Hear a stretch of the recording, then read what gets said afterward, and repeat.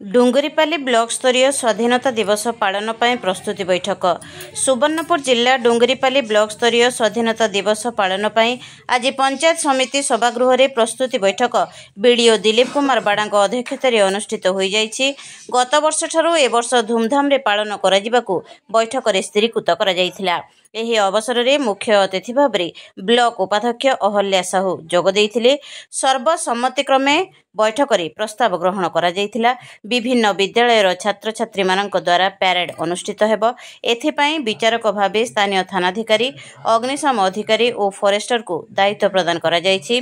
Block स्तरीय विभिन्न विद्यालयर छात्र छात्री मानक नेई वक्तृता प्रतियोगिता हेबो। एथिरे सफलता हासिल कृति को एही अवसर में पुरस्कृत करा जिवो। सकाळे रामधुन सहर सारा प्रचार करा जिवो। विभिन्न विभागर दायित्व तुलाइबाकू विभिन्न कमिटी मध्य करा जाइछि।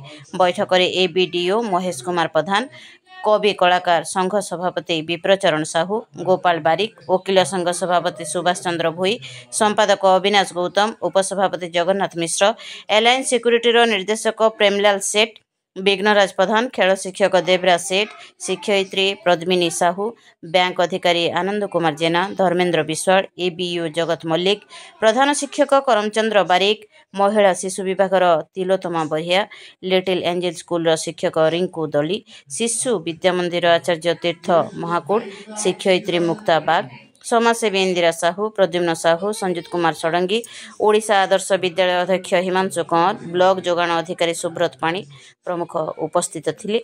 शेष अतिरिक्त वीडियो धन्यवाद अर्पण करिथिले।